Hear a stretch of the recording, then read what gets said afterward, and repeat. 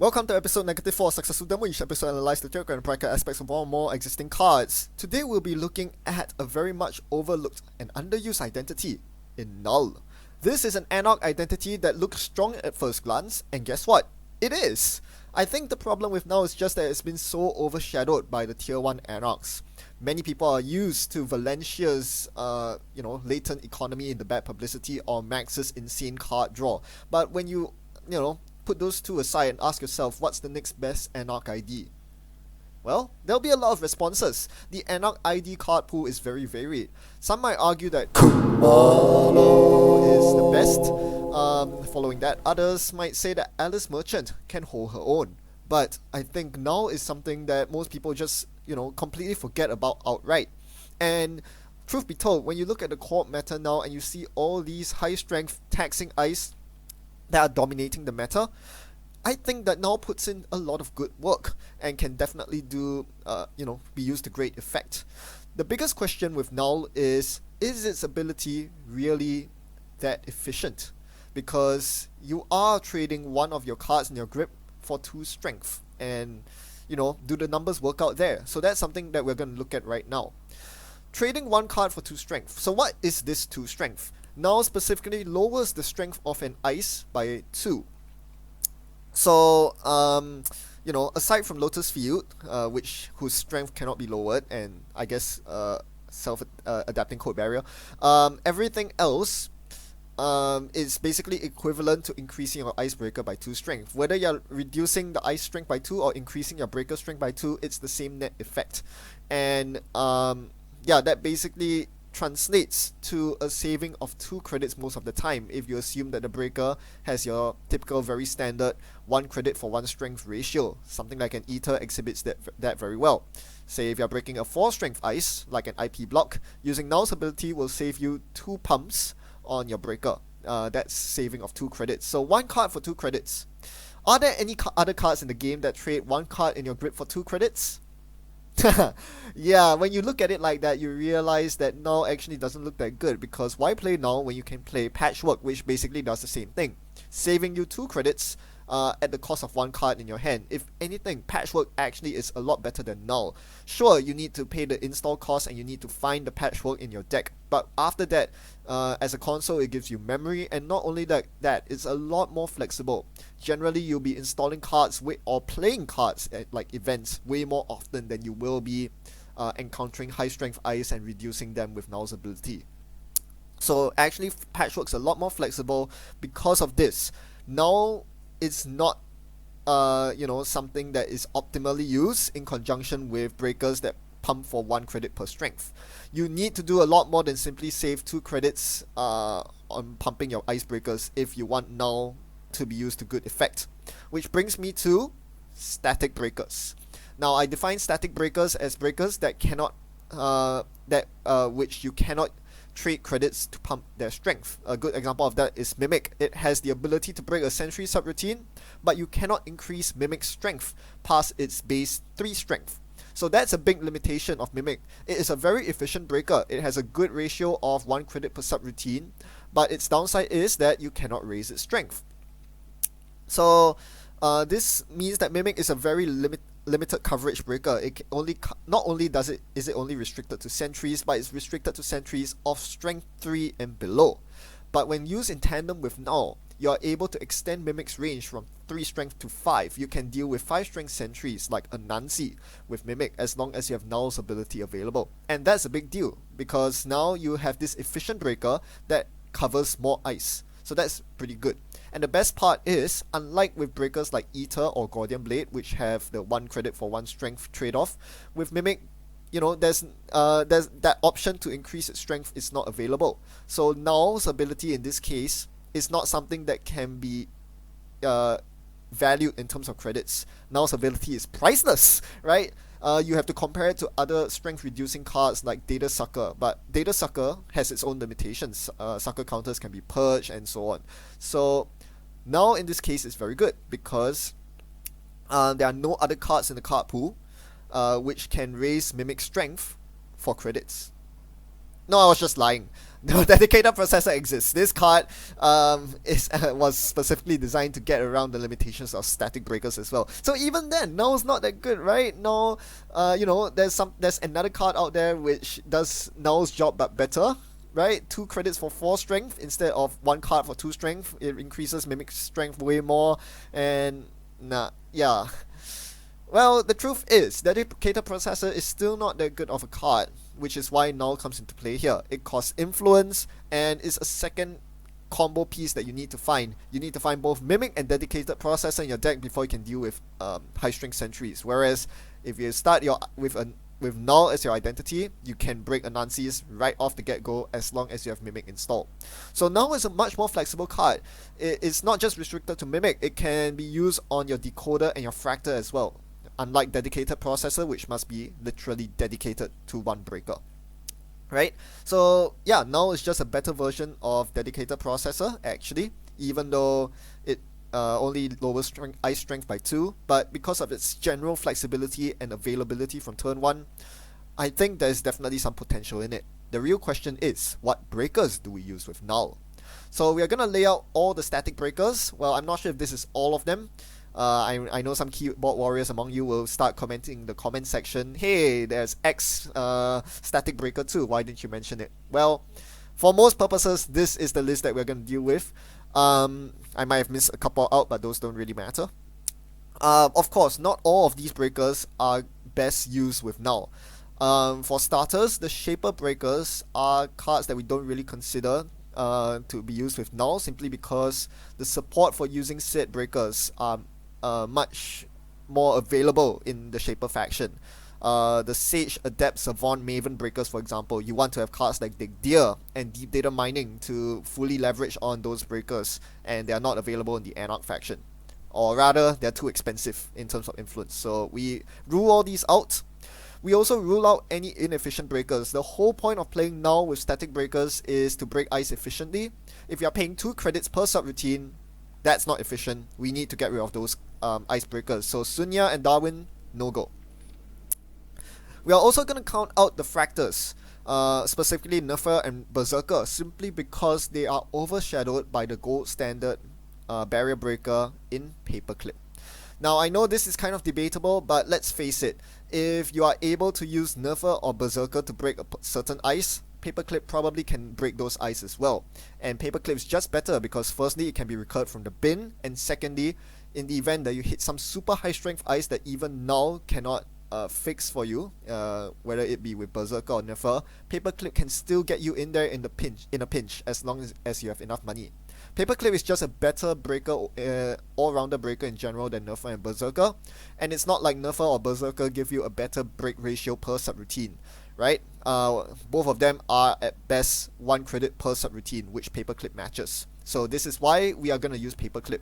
It just covers Nerfer and Berserker that much better, and it's not like you can't use Null with Paperclip either. Null can potentially save you some precious credits if you're breaking high strength barriers with few subroutines. That leaves us with Morningstar. This one I left over here. Morningstar is not a bad breaker because it covers one niche that Paperclip doesn't. It deals with multi-subroutines barriers super well. If you are expecting a lot of Nyx Silver or Endless Eulers in your meta, for example, you want to be running Morningstar. It's a good breaker.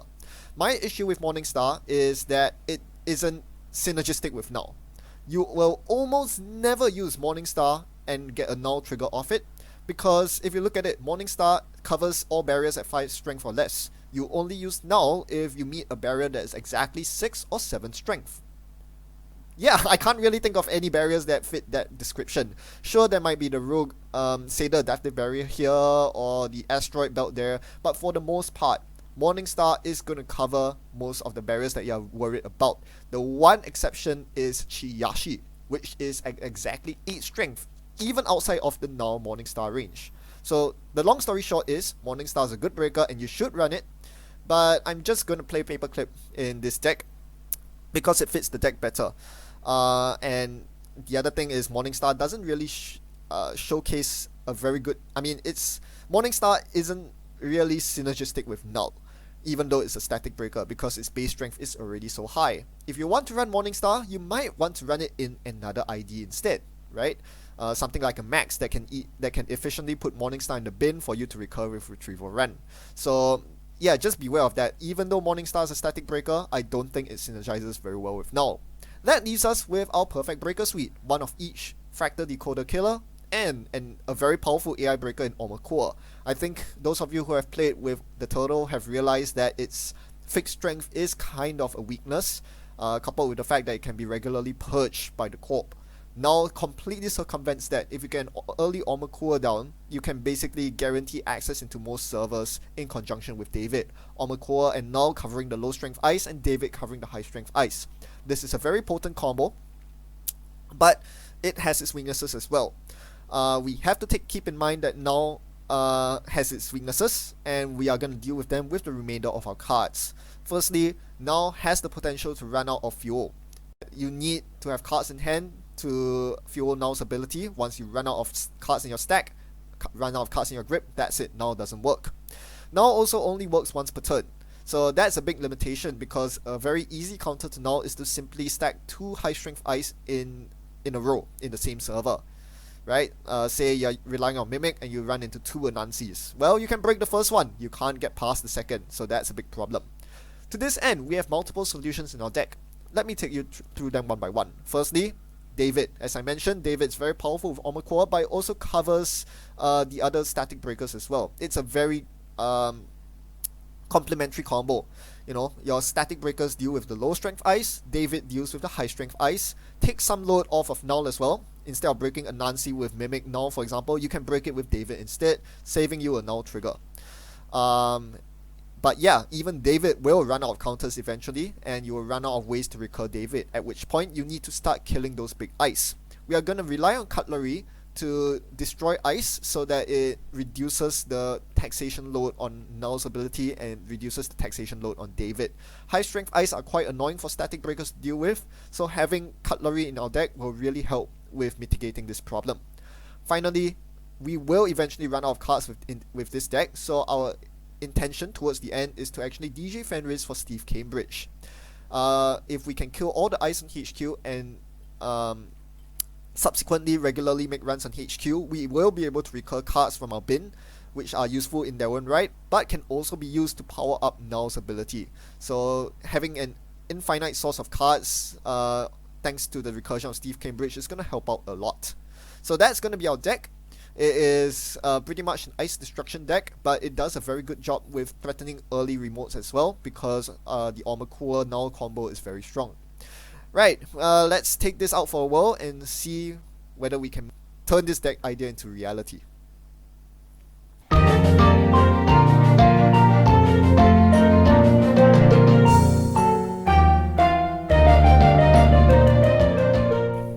Alright, let's talk opening hands. Sure, Gamble and Daily Cast is usually a keep, regardless of runner, but yeah, it's a bit iffy because it comes with 2 dead cards in Knife and Forked. Knife and Fork would be a lot more useful if I had the breakers to trigger them, but no Armor Core in my hand, no Paperclip, no Mimic, only a Cradle. So it's a really awkward situation, because even though I can potentially break code gates, maybe even high strength code gates with Cradle early on in conjunction with Null's ability, the fact is, Knife and Fork will be stuck in my hand for a long time. They are not playable, and I want to keep them. Cutlery is important in this deck, so if I, my Cradle will only be at a maximum of 3 strength, because there will be Knife and Fork in my hand at the very least, clogging up my hand. So, that's minus 2 strength to Cradle. Now I could, of course, pitch one of them to Null's ability and boost Cradle's strength, but do I really want to give up a Knife or Forked? Cutlery is very important in this deck, I can't stress that enough. So because of this really awkward nature of the hand, where the decoder, doesn't have the corresponding Cutlery, and there are Cutlery without the corresponding breakers, I have to actually mount this hand. There are a lot worse hands than this, so I'm actually quite worried about the mulligan, but it feels like it's the right choice. I can definitely see this hand getting awkward very quickly, especially if I start drawing more knives and forks. Right? Cutlery is something you usually want to draw into towards the mid to late game, not something you want to see that early on. Early on, you need money cards, draw cards for all the setup in the world. So yeah, and the other thing is, generally you want to see breakers before Cutlery. So here this satisfies that. We have the breakers instead of the cutlery, paperclip and mimic instead of knife and forked. We take those. Turning wheel is a huge bonus that I'm going to immediately exploit on turn 1 as I play it after the sure gamble and start racking up turning wheel counters. I see a thimble ring on R&D, good to know. And then we continue on. I was tempted to run R&D again, so getting 2 turning wheel counters, but I think setup is more important here. Not much point in farming turning wheel counters at this point if I'm not setting up my rig. So I draw into a knife, so that's a very important thing to note. This means that any barriers my opponent shows me can get immediately destroyed. Alright, my opponent installs what seems like a Rashid. Nope, that's not a Rashida. That is a Nisei Mark II that I can contest. Here's a very interesting this leads us to a very interesting point in the game. So, assuming that is a Nisei Mark II, my opponent thinks it's safe to rush out an agenda early on in the game, given that I haven't showed any breakers. So, probably is an end to run on server 1. Can I exploit that? I sure can. With 2 breakers in my hand and Null's ability, I can go places. So, what I'm going to do right here is going to be very special. I want to be able to face check whatever the ice is in server 1, and if it's something that I can break, if it's a barrier or a sentry, I want to be able to get through that ice. So how do you do that with this hand? Can you think of the answer to this? It's quite interesting. You have to keep in mind that there are lots of dangerous ice out there, but there is actually a very elegant solution to all of this, and that's all because I'm running the card called Clone Chip. Clone Chip is amazing, and in conjunction with Null, you can do some really crazy shenanigans with it. Even though Mimic is a fixed breaker, you can still break high strength sentries with it using Null's ability, and I'm about to show you how. So yeah, I'm just thinking at this point whether I really should run the server, because it could easily be an NGO front, but I decide to go anyway. So I install the clone chip and run. What is the idea behind this? It's quite simple. If it's a barrier, I'll use Null's ability to put paperclip in the bin. Now I cannot install paperclip on encounter with a barrier, because at the time of encountering, only Null was present in the board state, right? So only Null gets its on encounter trigger. Paperclip doesn't get its on encounter trigger because it wasn't in the bin at the time I encountered the ice. It only went into the bin after I triggered Null. So I cannot install paperclip's ability using its recursion from heap ability, but I can install paperclip with clone chip. That's why I dropped the clone chip here. So I can install paperclip during the run and break the barrier if it's a barrier. If it's a sentry, it's quite easy. I used Null's ability to put Mimic in the bin, and after the encounter, I grab Mimic using clone chip. If it's an Anansi, the ice is already at strength 3 because I used Null to drop the Mimic in the bin. So yeah, I can definitely deal with any sentries that are less than 5 strength or less. I can definitely deal with most barriers except for Chiashi. Chiashi is a bit too expensive, but my opponent only has 8 credits, so Chiashi isn't a big problem unless it's an NGO into Chiashi, in which case I lose. Yeah, that's a bit risky. But the only thing I can't break is code gates. Any sentry, any barrier, I can threaten with just the 1 clone chip on the table, which is amazing. Sadly for me, it's a thimble ring, so womp womp womp. I don't get to show off my fancy combo. I really could have broken any ice, Cortex Lock, Anansi, IP Block, Kakugo, you name it, I can break it, because between Null's ability and clone chip, I can get the breaker out during the run. So it's like a pseudo SMC, which is amazing. That being said though, I'm not going to let this run go to waste. I'm going to use Null's ability still, even though I can't break the thimble rig. I'm going to put paperclip in the bin so that I can actually install it using its heap recursion ability later on. Because my opponent is not going to take advantage of this scoring window, it seems, I'm going to slap down my liberated account. Typically, you don't put yourself on 0 credits at the end of your turn, so typically you would hold on to the liberated account instead installing it next turn. The reason I did this here is if that really is a Nisei Mark II on server 1, they would spend this entire turn scoring it, and I will just take liberated money during my turn. So they can't punish me for being on 0 credits. As it turns out, it wasn't a Nisei Mark II. Very interesting. Server 1 isn't Nisei Mark II.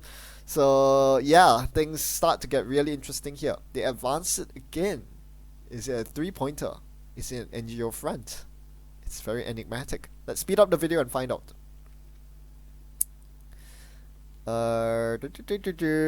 Still thinking. Okay, they are drawing. So they are a bit poor. I think because they have so few credits, I think it's justifiable that they not score the agenda in there right now. But given that they are putting themselves on so few credits, that is almost certainly an NGO front. So we don't bother contesting it, and we let our opponent have it. If it's a Nisei Mark II, they probably would have scored it at this point, right? On that turn. So yep, it is an NGO front, and the game continues. They install a new piece of ice in server 1 and install advance a card in it. Now that probably is the Nisei Mark II if there is one in their hand. Now I knew that the ice on R&D previously, the innermost piece of ice was a Thimble Rig because I saw it off running R&D earlier. So after that they swapped the remote Thimble Rig for the R&D Thimble Rig. It didn't make much sense, but since they both seem to be Thimble Rigs, there was no point in me contesting server 1. And I didn't find my Cradle or my Cooler either. So I just have to leave these item in the server uncontested. And typically this is where things start going downhill no, that's not Nisei Mark II. I was going to say things start going downhill once your opponent gets the first Nisei counter. But that's not the case. And anyway, I have turntable to counter any Nisei counters. So things get interesting. It's once again an enigmatic card in the server. Is it another NGO front? No one knows. All I know is that I'm drawing into a bunch of money, so I'm gonna get down to work installing them all, and then running HQ here. Now, I see an Anansi on HQ, and I'm gonna install the David to break it, but then I realize I'm Null. I have a Mimic in my bin. Can't I do it the Null way? Right? Install the Mimic instead of the David, and use Null's ability, trash one card from my hand, and break the Anansi. This has a huge advantage. It allows me to fork the same Anansi the next turn, and that's very important. Right? Because as soon as the ice is res, you want to destroy it with your cutlery as soon as possible before your opponent gets to install more ice over it, making the server more taxing. So we're gonna do it the Mimic way. It's gonna cost me more this way. David counters are free, whereas Mimic is 1 per subroutine. So I'm paying 3 more credits than if I had used David here. But Mimic is more long term. Mimic has more staying power. So unlike David, which has to be recurred again and again with Clone Chip, with Mimic, I can threaten running it again next turn. I can fork it next turn. So that's the idea behind my play here. I'm gonna set myself up for forked next turn. Now, my opponent's poor, but they've revealed a second NGO front, so now they're not so poor. Okay, yeah, it's kind of hard to deal with a runner that's a corp that's so rich. I was hoping that this would be a nice window to start running R&D and accumulating turning wheel counters because they were only on 1 credit. But the NGO front nicely recovers them, and now they are going to install advance again. Oh, that's so annoying. Anyway, I'm going to continue on with my standard plan. Again, with no decoders, there's no point running the remote. Instead, I'm just going to fork this Anansi on HQ. Don't mind if I do. Using Null's ability here to trash a duplicate turning wheel to put Anansi at 3 strength. And I see 1 card, Swordsman. Cool. Might as well run again to get another turning wheel counter. I see Swordsman. Cool. Okay. Right. Pass priority to my opponent, and it's finally an agenda, isn't it? Is it? Don't tell me it's the 3rd NGO front. Yes, it's an agenda, and it's the dreaded Nisei Mark II. So. This is a very interesting move here, because my opponent left HQ wide open.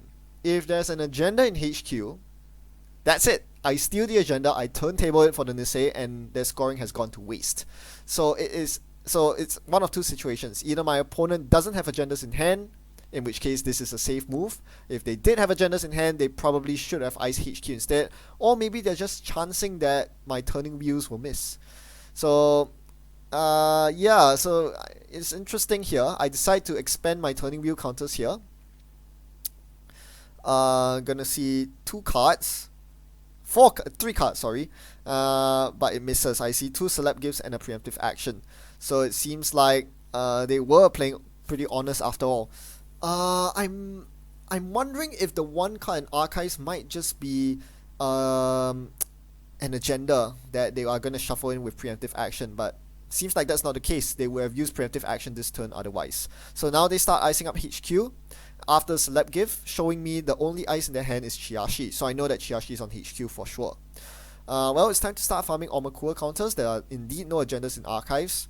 I really don't know if there are agendas in HQ at this point. There could be. I could have missed them on the turning wheel dig, but whatever the case is, the game's now harder, as my opponent now has the Nisei counter and is really threatening it in conjunction with the Ginger Grid in their hand. The Celeb Gift showed Ginger Grid and Rashida Jahim.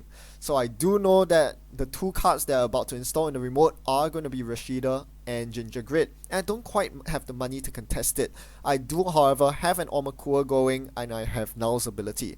As I mentioned, Null works very well with Omakua. I should be able to get through this remote, and if the ice strength is too high, I always have the backup in Clone Chip David. So there's no question. I can definitely get into the server. The question is, how much money is it going to take me? Because if you look at my hand, there's another money card in Liberated account that I want to get on the table. If I run before installing the Liberated, I will probably spend most of my money and not have the 6 credits needed to install the Liberated account. That's a problem because I'll be forced to click for credits for the rest of my life. If I do install the Liberated first, as I do here, I run into the risk of not having enough money to successfully complete the run, because paying the install cost on Liberated isn't cheap. 6 credits takes away a lot of my money. If my opponent resists something like a Chiashi here, that would put me in a bit of a pickle. I mean, I can use David. Yeah, I guess. So, yeah, I'm not sure. But most likely I can get through the server. It really is a question of what ice does my opponent have on server 1. What are these 2 ice? I know the inner ice is almost certainly a Thimble Rig. Not sure about the outer ice though. Could be a Swordsman. That's the ice that I saw on HQ. They do not res the outer ice. They use the inner ice and bump me into archives. That's super annoying. Oh, I've completely forgot about Agon Fusion's ability. Had I remembered, I would have played this differently, I think. So because of that, I wasn't able to contest my opponent's Rashida. This was a big mistake on my part. Letting my opponent get a Rashida like that is a big no-no, and I do verify that the ice in the inside was Thimble Rig after all, as I ran archives and saw it. The only consolation I got from this was the Omakua counter, because my opponent diverted me into the empty archives. Now my opponent installs the advances again. This is almost certainly an agenda because, well, there are 2 NGO fronts in the bin already. So I'm thinking of how to run this remote 3 times this turn. It's kind of impossible to have to run, Nisei beat the Nisei counter, beat Agon Fusion's ability. So running 3 times is a bit of a pain, but I try my best anyways. My opponent shows me a Fairchild 2 on server 1, which is super annoying. It forces the Null ability here. Right, so we break that, and the inner ice turns out to be a Nightmare Ice. Having expended my Null ability, I'm not able to deal with 4 strength ice. My opponent had the perfect 4 strength ice in Surveyor.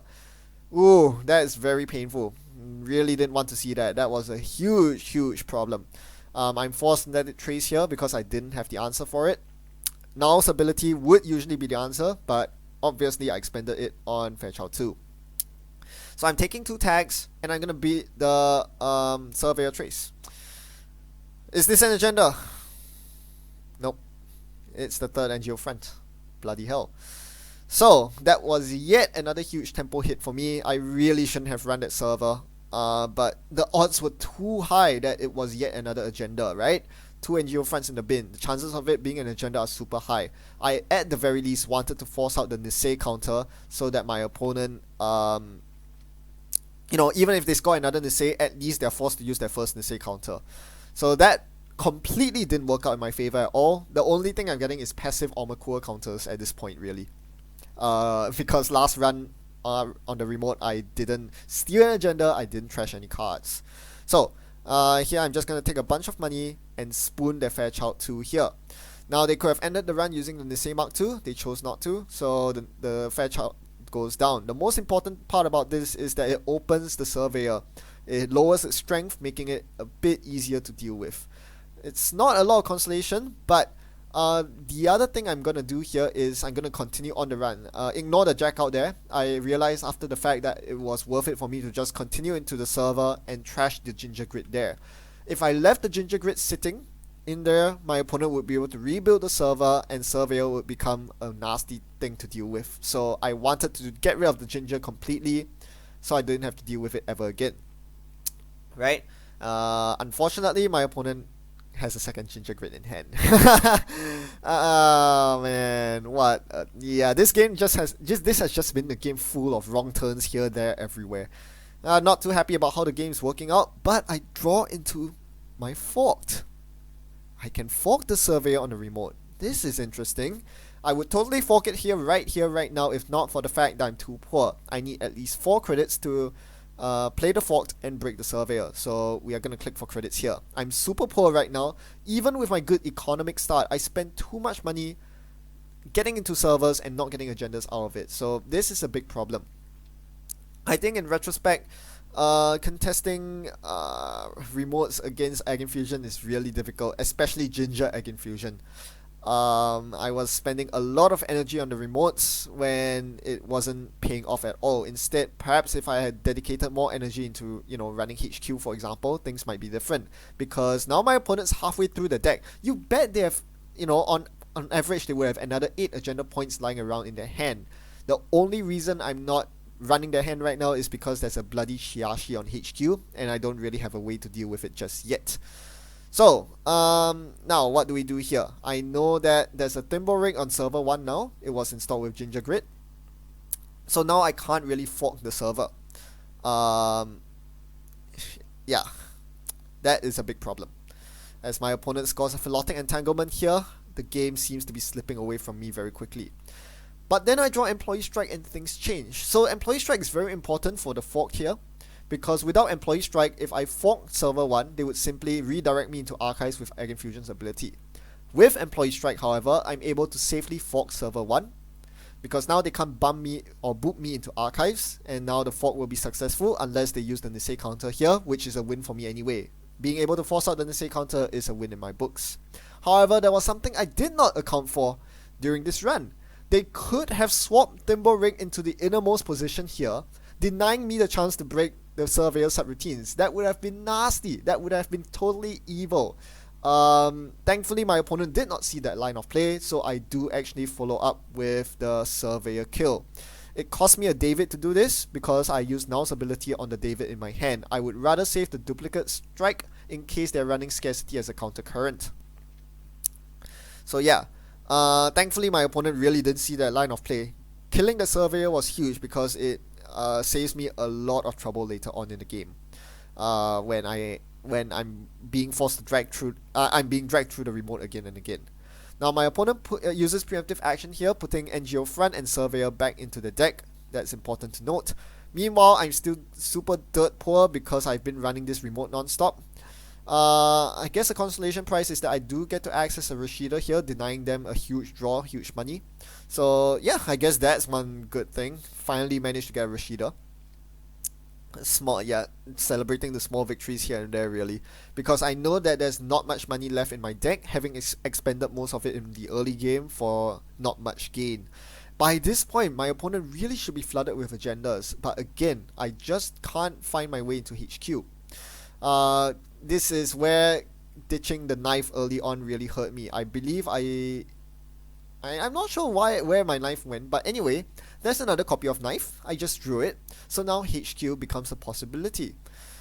Except that I don't have the money to run into a Chiashi at all. So, looking at server 1, there is an advanced card in there. That could be the game. Oh man, I'm counting my credits. There is an Anansi protecting the server 1. We know that because there was Ginger installed. So I'm doing the maths here to see if there's any possible way of me getting into server 1 twice. Once with the Nisei counter, once with... Yeah. With the Nisei counter, I have to break the Anansi twice. I cannot even afford to break Anansi twice. I can't even afford to break the Anansi once. Anansi has 3 subroutines, and I'll need to get through the innermost Thimble Rig twice. So that's 5 credits that I need. 2 to break the Thimble Rig twice, and 3 to break the Anansi once. I can't tank the Anansi twice because I don't have 6 cards in hand. So yeah, basically I just don't have enough money to run the server twice. So at this point, my only hope is to hope that my opponent doesn't have an agenda in server 1 and just play as though that item in server 1 is yet another NGO front or something. Yeah, I just really couldn't afford to get into server 1. And it really didn't help that my armor core wasn't at the correct strength either. I'm 1 strength short of being at 5 strength, so yeah, the Anansi is not something I can deal with right now on the server. So I'm just going to continue drawing a bunch of cards, and then I see DJ Fenris. This is basically going to be an economy card. Since I'm so dirt poor, it has to be an economy card. It's going to be between Los, which is 2 credits potentially per turn, or a Steve Cambridge. Steve Cambridge is the default DJ target, obviously, but the problem with DJ Fenris is that I can't really run into HQ. As I mentioned, HQ is shut dead with Chiashi guarding HQ, so I can't really get, with no inroads into HQ, DJ into Steve doesn't seem like a good plan. As my opponent threatens yet another agenda in server 1, what am I to do here? I'm gonna just attempt to spoon the Thimble here because it's causing so many problems. My opponent just does show the Anansi, so I am forced to use Null's ability here once again, now finally ditching the duplicate copy of Employee Strike. Gonna break through, spend my last credit breaking the Thimble Rig. My opponent allows me to break it and kill it without using the Nisei counter, and it turns out it's not an agenda, it's Biovault. Oh gosh, that's a second Nisei counter. This deck is super annoying. Yeah, this game looks pretty hopeless. I mean, if they draw any agenda at this point, they can just jam it in there. There's no way I can break a Nancy 3 times. No way. Oh, yeah, this is pretty sick. Right, they continue fortifying the server with non-Enderun ice, but it doesn't really matter when they have so many Enderuns available via Nisei, via Biovault. So they install Advance here. It's not the winning agenda, it's probably a second Nisei that I can't contest. I'm going to DJ Fenris into Los here and target R&D instead. My hope here is I can maybe induce them into using the Nisei counter on this R&D run, because I still do threaten turntable. It's just that I haven't been able to get central accesses at all. So I do get a Los trigger here. So that's 2 credits that I use to start breaking fetch outs, all the code gates on R&D. I'm gonna see 1 card here, the Biovault. Yeah, this just feels like playing against RP, doesn't it? It's a tough game. This is a really tough game, and yeah, I was kind of astounded by how difficult this game was, given that my deck is quite well tuned to deal with Big Ice. Speaking of Big Ice, my opponent manages to rest the Chiashi here. I thought I had a window to run HQ at long last, but alas, my opponent jammed an NGO front in the remote. This seems like the 5th or 6th NGO front at this point, and because of that, they had enough money to rest the surprise Chiashi on HQ, which mills 6 cards from my deck, since I have an Armor Core installed. Thankfully, I was able to break the Chiashi without expending Clone Chip for David, but that's, you know, very small solace right there. Very little solace right there. And losing these cards from my stack means that I'm forced to click for credits for the rest of the game. Interestingly though, my opponent ends the run on HQ using a Nisei counter there. That's very fishy. That is very, very fishy. They used a Nisei counter there. Why would you ever use a Nisei counter there? I started thinking, because I know that Surveyors are restricted cards, so their 3-point agenda certainly isn't Obo Carter Protocol. It's probably SSL endorsement. If it's Future Perfect, they wouldn't end the run there. I had no money at that point to play side games of Future Perfect. I literally had 0 credits. So my opponent probably was running SSL endorsement. They probably are holding it in their hand, and they did not want to risk me stealing it. So that was a very, very interesting observation that they actually used an Nisei counter there. It tells me that they definitely have agendas in hand, because otherwise there's absolutely no reason to use Nisei on a HQ run otherwise. So this leads me to think that I should be focusing on HQ more for the rest of this game, and with the knife in my hand, I certainly can make some magic happen. As you see me looking at my bin right now, I think I can Clone Chip into David and then knife HQ. That seems like a good plan. I should go for it. So I'm thinking right here, right now, the only thing that's stopping my knife here is the Biovault, because that can be fired at any time. they can easily end the run on my knife, and I won't be able to get into HQ anymore. After thinking some more, I realized that since my opponent has misplayed my fork on the remote, they were able to prevent the Surveyor trash, but didn't realize that Thimblerick could do it. Hopefully they won't realize that they can Biovault the knife on Shiashi. Maybe. I'm hoping.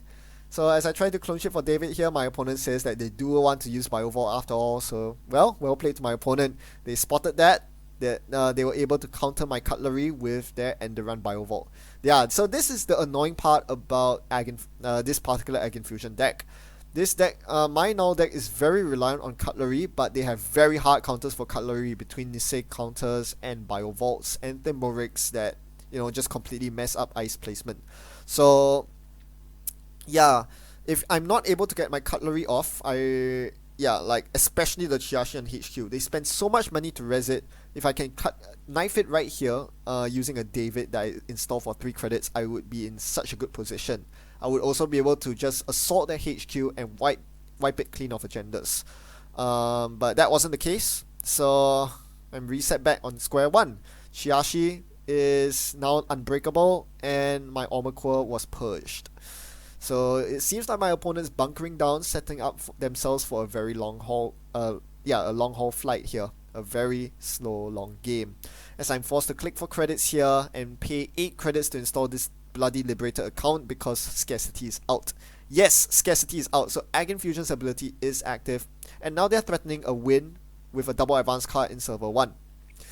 Well, it doesn't look like it's an agenda though, right? They have no Nisei counters. The only thing that they have going for them on the remote is the Anansi, really. And while I don't seem to have good ways to break Anansi, I think it's a bit risky for my opponent to install double advance at this point. So I'm going to run R&D instead. I do have 4 turning wheel counters, so that is a possible way in which I can just outright win the game. So I'm going to run R&D here and use my last card, pitching it to Null's ability. That allows me to get past the Fairchild 2, which was on 3 strength otherwise. And I'm gonna see... Whoops, I forgot to use my turning wheel here. Well, I guess I'm not getting a deep dig on R&D then. I saw Surveyor, which I knew was immediately going on server 1. This basically stops me from getting into the server ever again. It's a very weird game. It feels like my opponent has the winning 5-3 in hand, but they're not jamming it. Well, it seems like they're doing it now. They've been trying to set up their defensive upgrade in Biovault for ages, and finally they've got it. They've set up their Biovault, they have their Egg Infusion ability, and they know I have no cards in hand on my stack. So this looks like a very safe window for them to close out the game with their 5-3 agenda. The question for me here is there any conceivable way I can win on Centrals instead?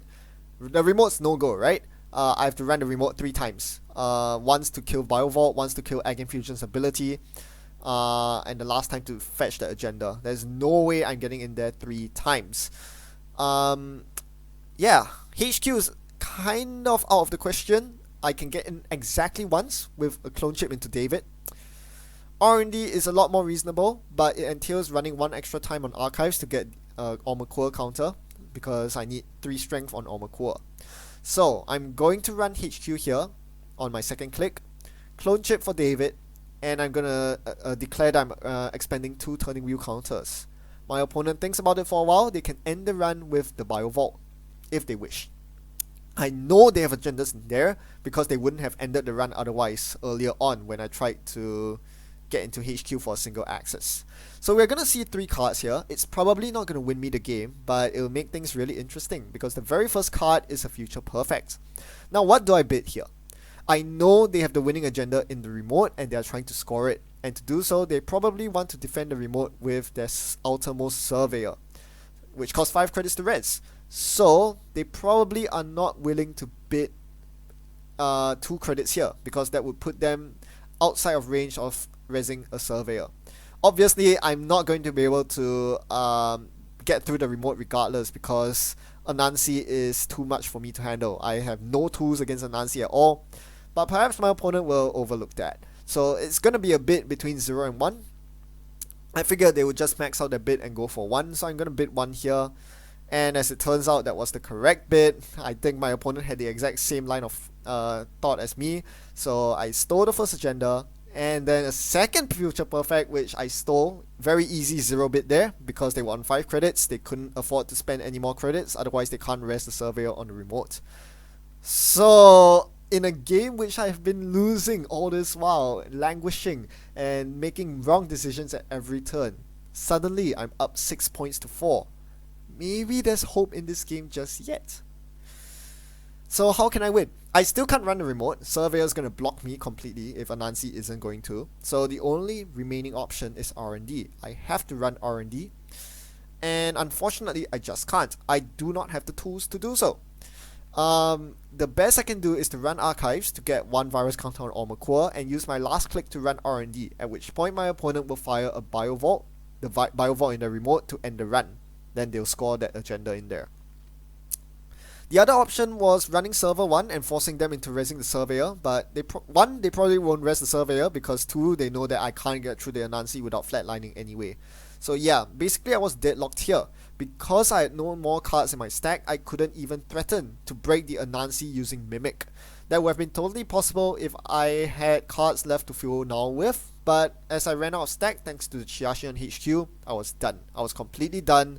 At this point, I just went through the formalities, breaking the ice, only to have my opponent pop the biovault so that they can score the winning 3-pointer on the next turn. Yeah, not gonna lie, it felt very disheartening losing this game, especially given that I basically had absolutely no hope and no agendas in my score area until that very last turn where I managed to snipe the future perfect Psy games from hand.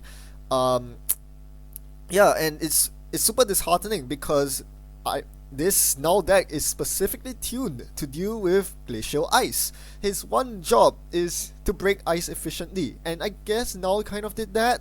It also allowed me to contest servers, having Paperclip and Mimic in hand, and then doing that clone chip trick. That was really cool. Just so happened that the 2 Enderun ice they found early happened to be the Borix, which were code gates. That aside though, I think the big weakness you see with Null is that he has so much invested into ice breaking that you basically eschew all other Anarch tricks. You don't really have any good multi-access because you spend all your influence on the likes of Clone Chip or Makua. You just don't have influence remaining to run multi-access cards like Indexing or Legwork.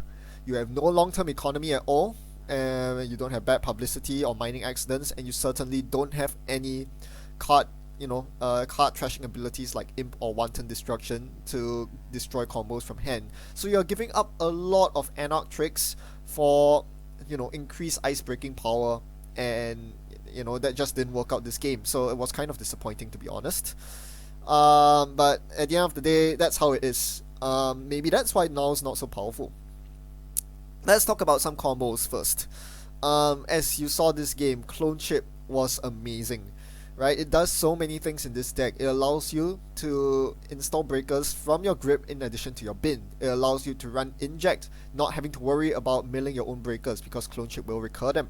It also allows you to recur David if everything else goes well, and that's quite important against all the high strength ice out there nowadays. In fact, I'd argue that Clone Chip is an auto include in Null.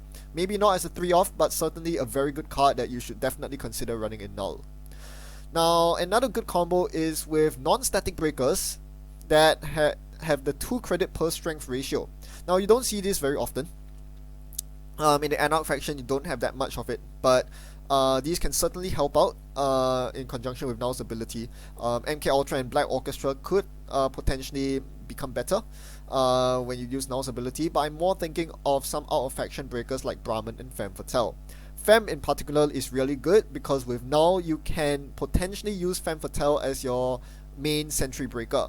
That is typically what people don't do because Femme only covers sentries that are 2 strength or below. Anything higher than that and it's too inefficient to break with Femme. With Null's ability, however, things change. Now you cover 4 strength sentries and below, and that's a pretty good coverage range to get your 1 credit per sentry subroutine ratio. Femme additionally also serves as pseudo cutlery, allowing you to blank certain ice, high strength ice, other say code gates or high strength barriers that you find it tedious to deal with otherwise. So not a bad choice for Null at all. I can definitely see a Null deck that runs big breakers like Femme Fatale and Morningstar with Stimhack Clone Chip and Retrieval Run to recur them, or rather cheat them into play. So that's an idea for you to explore. I won't delve into that any further. Now, non-bows. Firstly, consoles. Consoles are a tricky choice. With Null doesn't actually have a dedicated console, I would say. People keep saying that Null's console should be called Void, but as far as I can see, there's no Void in the card pool. Patchwork is one of the go-to consoles in the Anarch faction because of its sheer efficiency. However, it just simply doesn't work in Null because they both cost you cards from your hand.